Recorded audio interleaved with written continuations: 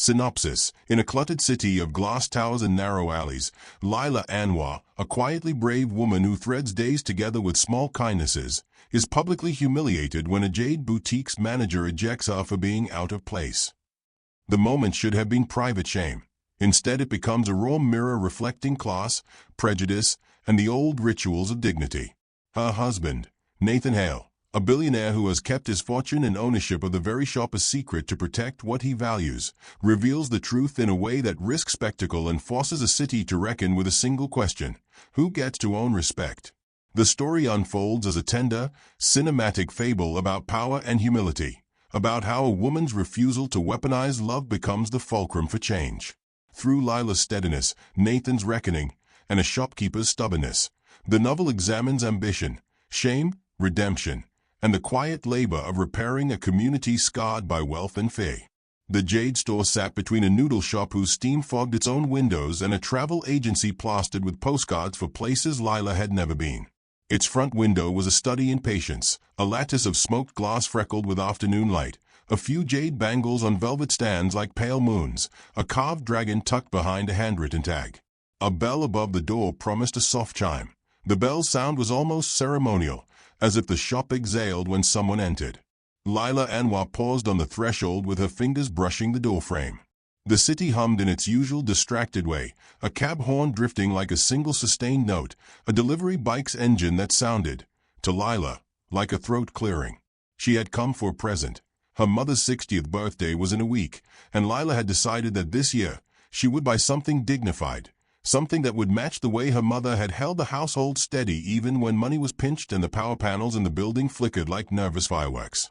She had walked a long way, the soles of her shoes promising small blisters, and she had not worn jewelry beyond a thin copper band on her thumb. Her cardigan was soft with repeated washings.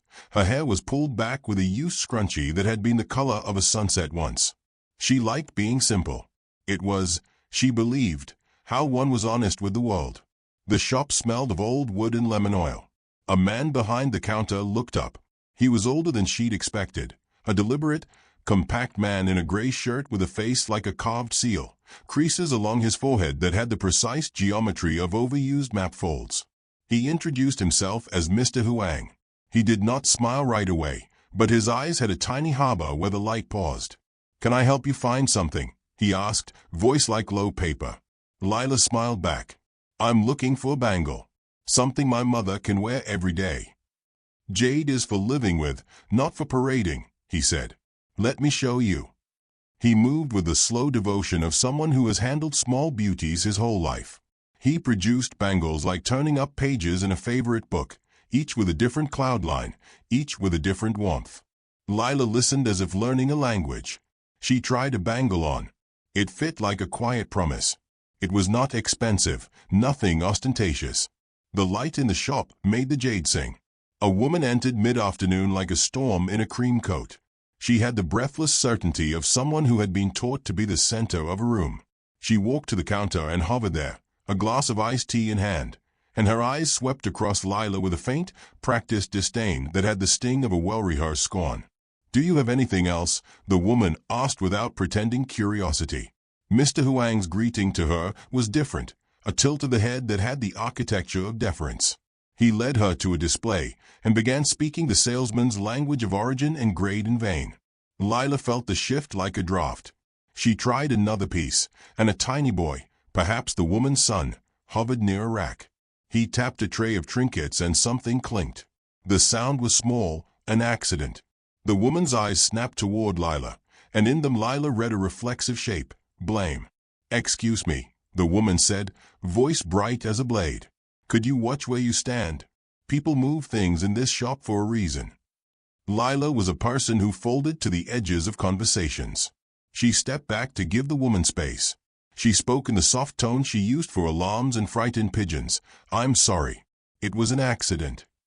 But apologies in small rooms sometimes serve only to light the next flare. The woman had called a manager over. Mr. Huang's face changed. It tightened at the edges, like a lid snapping down. "Madam," he said, and the way he said it was an altar. "We are a careful establishment. We do not tolerate disorder." Lila's face warmed a color she had not planned for. I can't pay for it. It is not about money, the woman said. Her chin rose, an articulation of law. We value atmosphere. Atmosphere. Lila echoed, because the word felt like a velvet curtain being used to hide a hinge. She was not loud. She only wanted fairness. She had watched, silently, as men shaped the air of public spaces to suit their taste since she was a child. It was an old, quiet lesson she had not been taught by any teacher. The world rewards certain bodies with patience. Madam, Mr. Huang said again, and then, with a motion that belonged in less forgiving eras, he pointed toward the door. I am sorry, but you must leave. There are many kinds of shame. Lila felt it as a small thrust in her lungs, an immediate constriction that made her hands shake. The air in the shop seemed suddenly ovulate, as if heat lamps had been turned on to strip away the last shadow. The woman in the cream coat smiled to herself, triumphant in that domestic way of people who have practiced victory. You're kidding me, Lila said. The words slipped from her like a coin wanting to fall. You are not paying customers, Mr. Huang said. Lila's cheeks went hot in a way that was older than embarrassment. It was the bone-quick anger of being dismissed by someone who had mistaken the modesty of her clothes for the absence of humanity. She wanted, in that moment, to list her degrees, her job, the small ways in which she loved the world. She wanted to assemble proof of her belonging down to the last receipt. But life rarely offers that script. Instead, she gathered her bag and walked out because the world often requires the modest to choose survival. Outside, the street tasted like lemon and dust. A man in a suit passed, looking at his phone. A bicycle wove through the crowd. Lila sat for a long time on the cab, letting the city do what it did best, pretend not to look.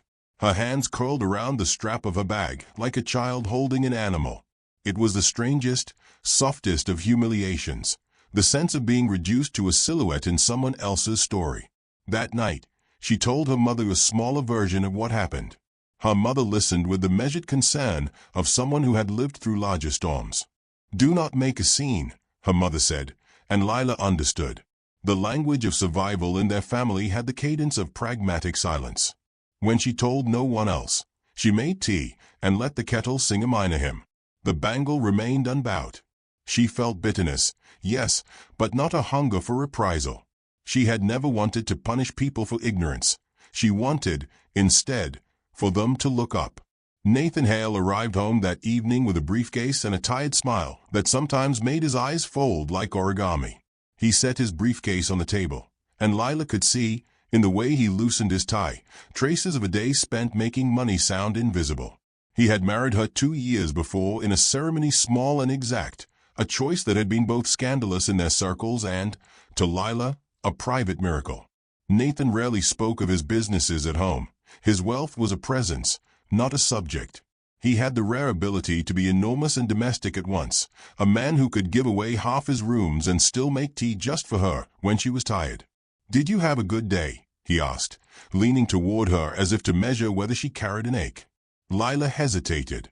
She could say the story and watch his face arrange itself into a furnace of protective anger. She could say nothing and keep her small dignity intact. She chose the line that had always felt like her spine: honesty. I went to the Jade shop, she said. The words reverberated in their small kitchen. Nathan's hand paused on the kettle. And, he asked, casually, they asked me to leave. Nathan's face changed the way the tide changes, a slow pruning that revealed stones. He asked a question, not the kind to which he needed an answer, but the kind to which he needed context. Why? They said I was disorderly, Lila said. She felt suddenly like someone offering a map only to realize it had been folded to hide a path. She didn't say it the way her mother might have said it, with the thick bitterness of a woman who had learned cruelty as a currency. She simply said what had happened, like reciting a receipt. Nathan sat back and made no sound for a long moment. Lila watched him and saw, not the polished executive image she sometimes worried lurked beneath his smile, but a man who knew the architecture of ownership. Nathan's silence was not hollow. It was a plane where plans could be leveled. Which shop? He asked finally, as if a detail mattered like a stitch. The one on Oriole Lane. Huang's, she answered. Nathan's eyebrows knit. He knew the name of the street. Everyone did. He knew, too, the ways in which wealth led a city into palatable swathes, where money lived and, important to him, where it did not. For reasons he would have struggled to name, Nathan had bought that building 3 years earlier in a quiet way, a move intended as a hedge against speculation and a curiosity about local trades. He had noble-sounding explanations then, a desire to preserve a vanishing craft, but the truth, when he thought about it in the small hours, was simply that he liked the honesty of things made by hand.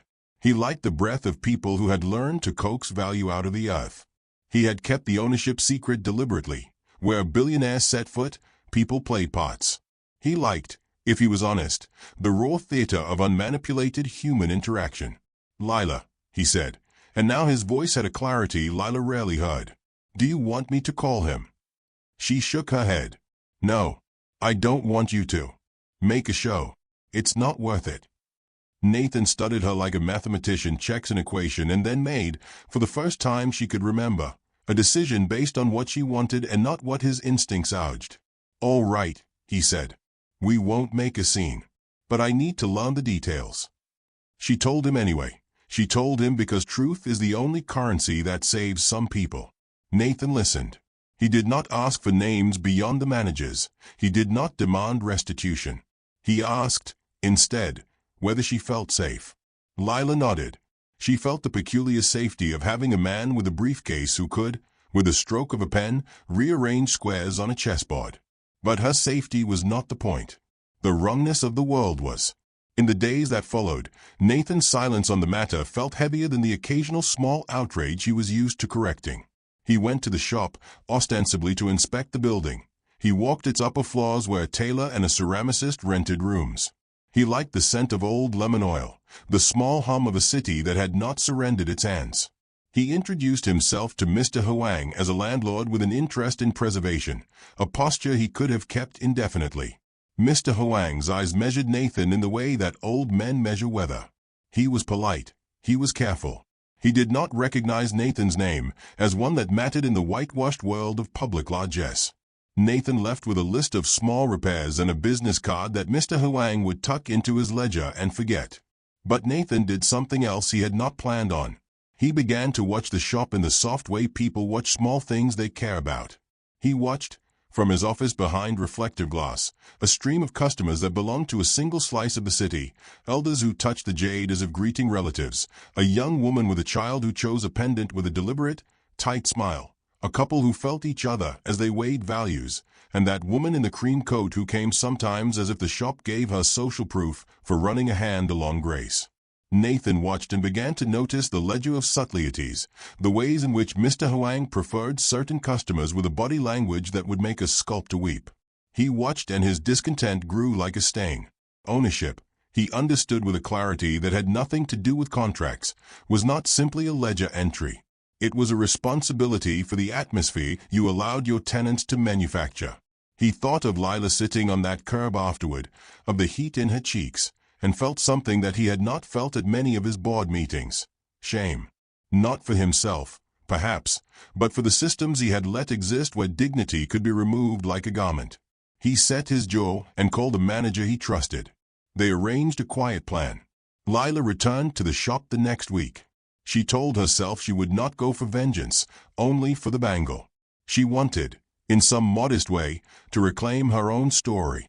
Nathan did not tell her he had spoken to Mr. Huang.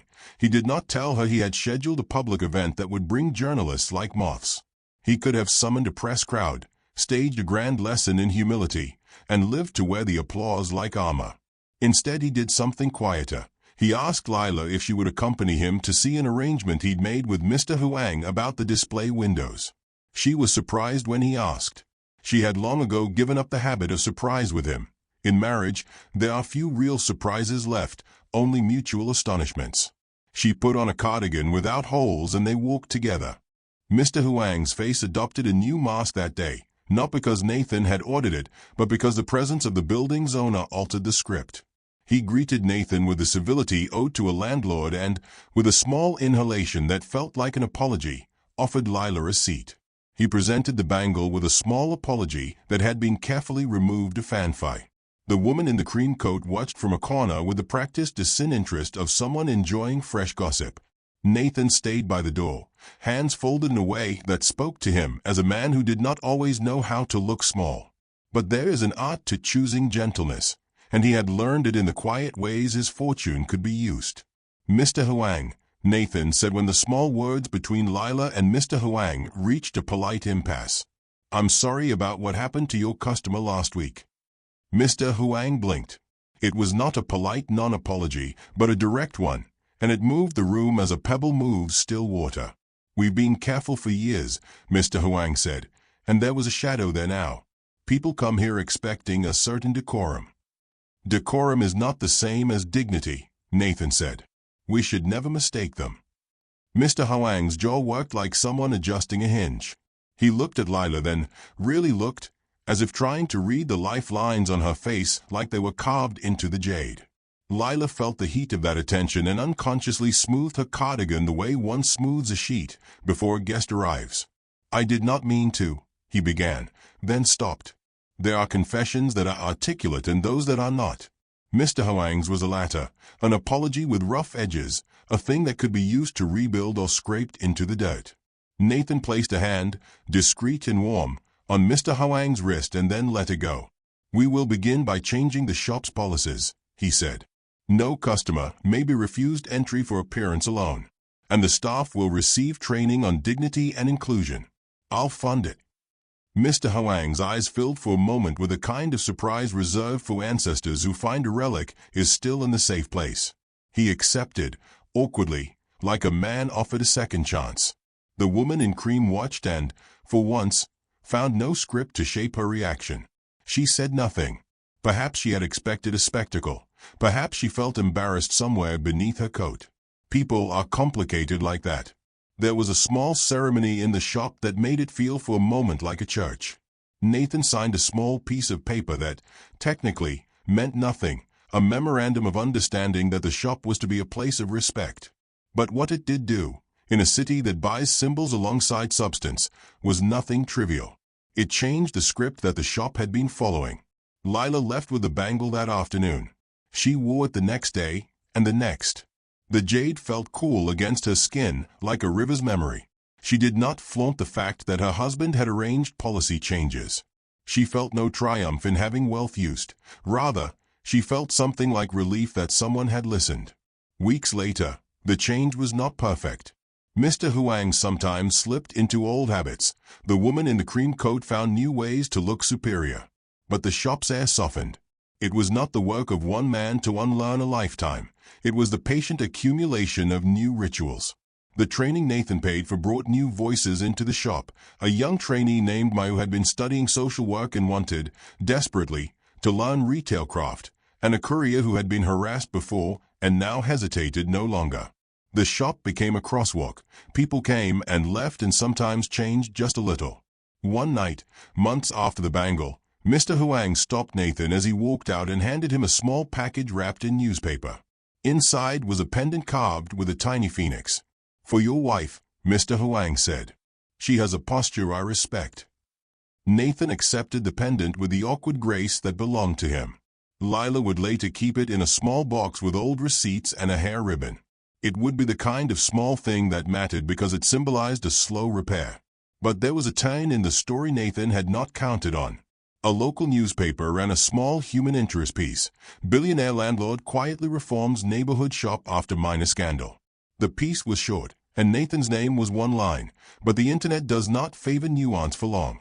The story took flight in the margins. Social feeds picked up the garnish, and an opinion columnist shaped it into an argument about wealth and virtue. Nathan found himself called into radio shows and into panels where the cameras liked to grill people into clear shapes. He was offered the tribe of praise he had never sought and, separately, a harsher spotlight. The city wanted the theater, and sometimes a quiet kindness can be hijacked into a performance. Lila watched from the sidelines as her husband navigated this new theater. She admired him and also feared that the world would turn his quiet act of responsibility into a kind of spectacle that would hollow it out. Nathan, for his part, dreaded the way the cameras wanted to make him either saint or villain. He called Lila one afternoon from a car with a window down and told her he had been asked to give a speech about philanthropy. "Don't," she said, simply. She did not mean to be harsh. She wanted the policies to matter more than the man. Speak if you must, but make sure it is not about you. He listened.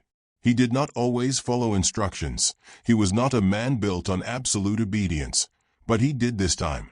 At the speech, Nathan did something that surprised even him. He told the story without the adjective-heavy armor of the magnanimous rich. He spoke about a woman he loved who had been asked to leave a shop, and about how he had come to own the building in order to preserve small crafts, not to control them. He paused, then said something Lila had not expected. This is not about me. This is about the work of making a place where everyone can be treated like they belong.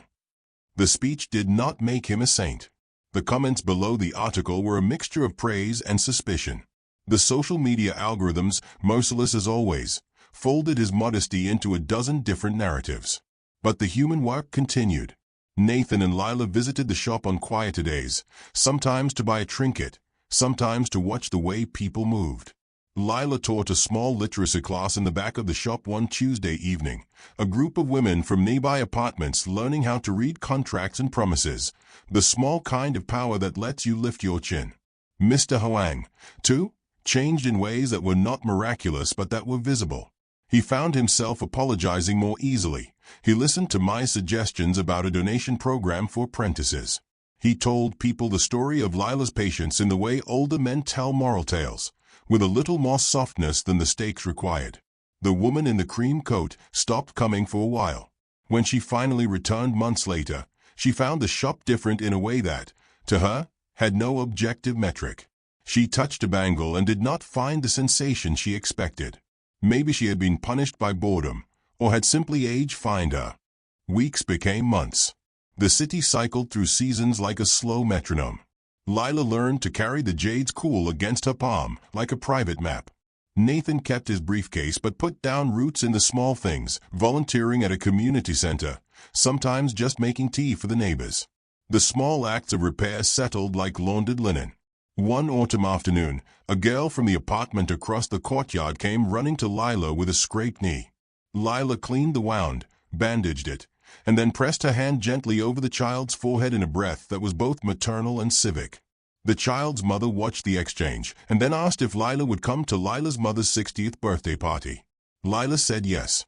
At the party, Nathan stood at the edge of the small table of platters and watched Lila as she moved among relatives, her gestures exact like a woman who knows how to make a room comfortable. He remembered, in the soft warmth of that evening, the way some things in the city were like deep-rooted trees, easy to take for granted until someone points out they have been cut down. He found Mr. Huang on the far side of the hall, a shy thing among plates and laughter. They spoke, briefly, of the changes the shop had experienced and of how small humiliations refract across communities. Mr. Huang said that he had been born in a town far away, where pride was a currency for survival because it was all they had. He had learned, in his childhood, to protect beauty by making it exclusive. He had not realized he had been protecting his own fear. That is always the danger, Nathan said. We confuse scarcity with virtue. Mr. Huang looked at him and nodded, because finally someone had put the idea into a simple sentence. When the party wound down, Lila walked with Nathan to the door. She wore the jade bangle and the phoenix pendant Mr. Huang had given them. She felt rich in the way of people who own small certainties, not in ledger numbers. She had laughter in her home, a family that could seat itself around an inadequate table and make a banquet, and a husband who listened. Nathan stopped her at the steps and took both her hands. He told her something he had never said in quite those words before, that he often wished he could be purer in his actions, less subject to the vagaries of public interpretation. He told her he worried that his money could do more harm than good if used without a foundation of humility. You do it differently, Lila said. She did not mean to flatter. She meant the simple truth. He had listened, had learned, had taken responsibility. He had made a mistake by remaining silent too long, but he had tried to fix it without spectacle. It was something she respected. They kissed then, briefly, like two people who owned a single private world, and the city continued to hum. The jade bangle brushed her skin like a river returning to bedrock. Months later, as winter tipped into spring, the shop on Oriole Lane displayed a small plaque in the window, in memory of small honors. This shop commits to dignity for all who enter. Mr. Huang had written the text and had argued about the font, and in the end he signed his name below it with a flourish. People noticed the plaque in different ways. Some people found it sentimental, others found it meaningless. But for a woman who once had been asked to leave because her cardigan was not a label, the plaque read like the least ambitious revolution, an agreement that a city could be polite without being cruel. Lila never asked Nathan to announce to the world that he owned the building, nor did she desire the power that a public revelation could have given her to wield. There are kinds of dignity that die if weaponized. There are reparations that require anonymity. Nathan, for his part, eventually chose to speak publicly about supporting small trades and the responsibilities of landlords. He did so in the manner of a man who had come late to a lesson, with earnestness and an acknowledgement that he had been blind.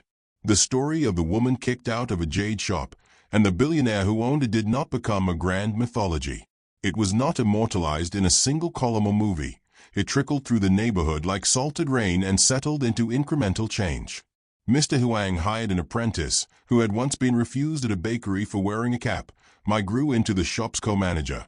The woman in the cream coat eventually apologized in a letter that was more cloud than thunder. Lila kept the Jade. She polished it now and then, the motion small and exact, like paying attention to the things that matter. It felt to her like a compass for a life that preferred quiet repair to spectacle.